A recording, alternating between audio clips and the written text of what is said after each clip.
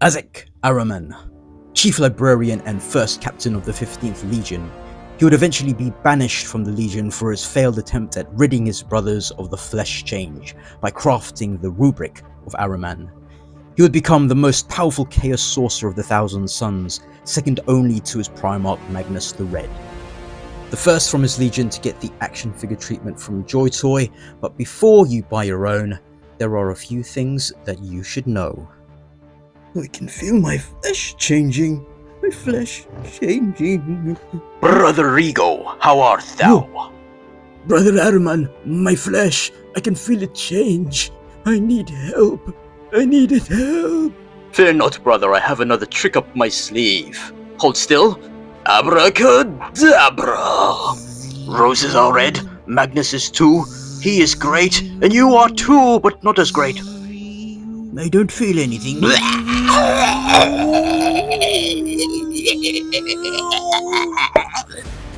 Did it work? Fuck.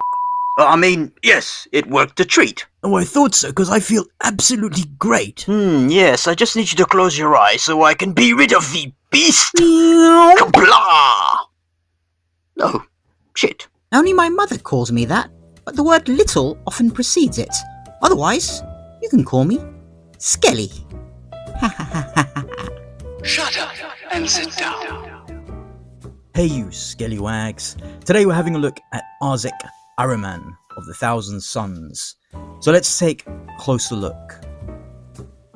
The face of his helm is quite plain. There's a lovely bluish glow to the eyes and that symbol, giving me sort of Vega Street Fighter vibes. Like the horn-like things are actually connected to the back and not his head. Looking good. The red on the pauldron is a rich glossy candy apple red, which unfortunately is not consistent throughout the figure. It's a bit more orangey elsewhere. Not that it's that noticeable, it's really only in hand you see the difference. Really lovely softer plastic on these things with the hieroglyphics. And this emblem thing on it with the blue. A bit of blue dry brushing there, no nips underneath here. Beetle emblem connected to this, which is on a softer plastic. Same with the skirt thing. Holstered gun you can't remove. This pauldron here again, that candy apple red. And there, I don't know if you can see the oranginess. This is a more gappy elbow, but we'll look into that a bit later. Underneath here, there's legs. Stuff there on the shins. As Chief Librarian, spare paper and scrolls are a must. Back here, see this gun, you can see there is very little detail. No trigger there. Looks a bit odd, but at least it's on the back bit. On the back of his legs, he's got some sculpted detail that's almost like washed out. It's not pronounced at all. Could have done with a wash, really. Cape here is connected via these little beetle things, so custom capes might be a bit more challenging to pull off on Ahriman. Articulation, my head is a little loose.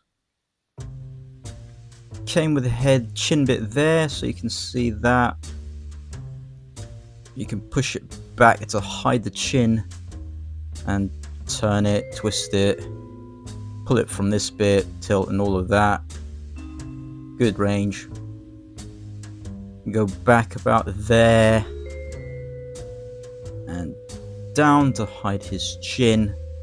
Tiltage, twisties. Back here, these move, of course. Arm all around. Butterfly. See there? Arm goes up and pops off. Comes off a bit too easily on both arms. So just be aware of that. Just Got to find the range.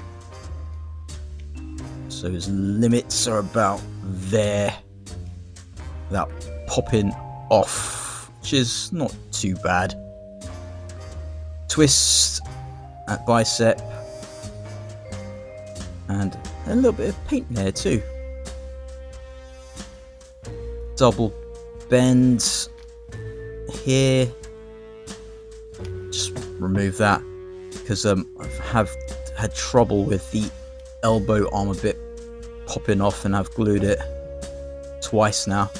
But there you can see very gappy elbow. I don't know what's going on though. We used to have gappy knees, now it's gappy elbows. Strange. And double barbell for the wrists, twistings, and move it all sorts of ways. Upper movement here with the torso, and there is the waist, etc. and together.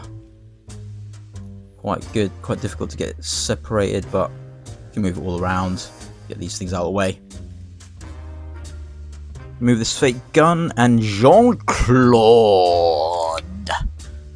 which is very good, and you'll see why, because of these metal joints.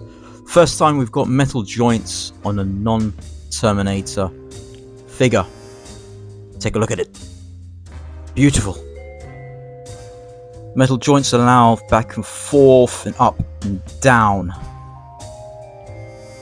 Can go up like that with his leg. Back there. Twist at thigh. Mine was stuck, so I had to use heat to get it unstuck, and it was a bit of a bother, but unstuck now. Double bend at the knee. Let's move that cape out of the way, and there you go. Up and over, and not much gappage, which is good. There is also a metal joint for the ankles. So up, down there, up there, and left and right, pivot. And this is how you should do the toes, Joytoy, that curvature, so it looks less awkward.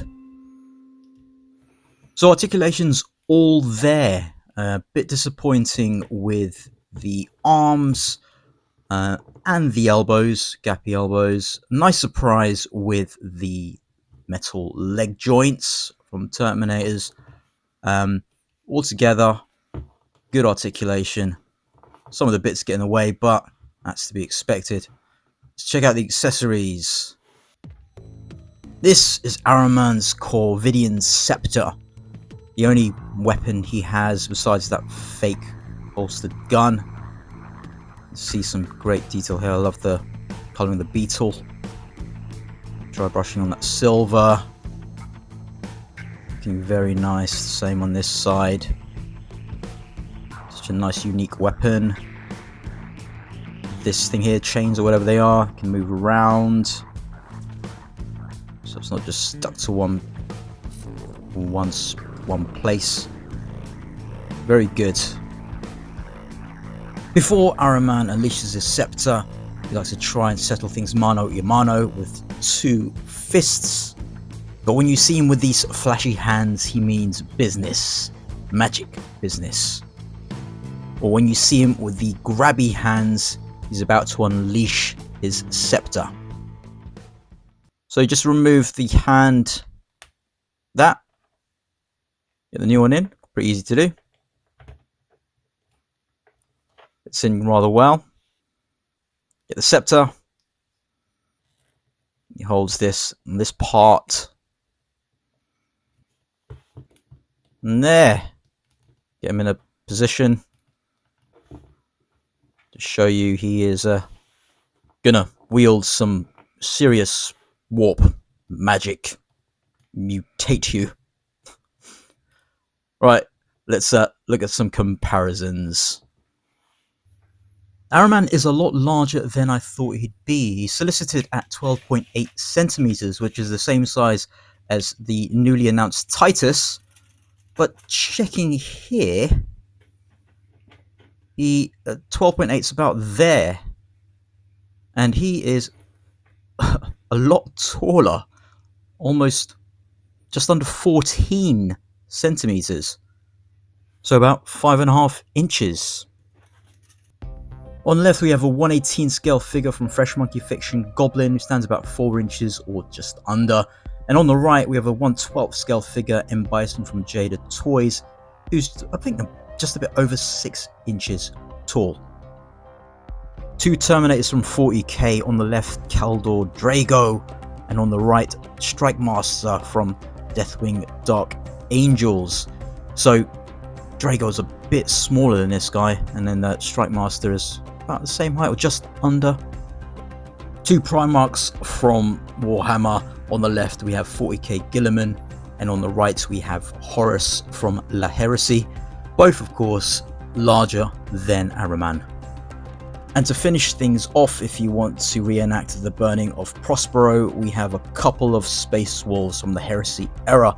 On the left Grey Slayer, and on the right Terminator, who I'm glad is taller than Ahriman, as he is unusually tall.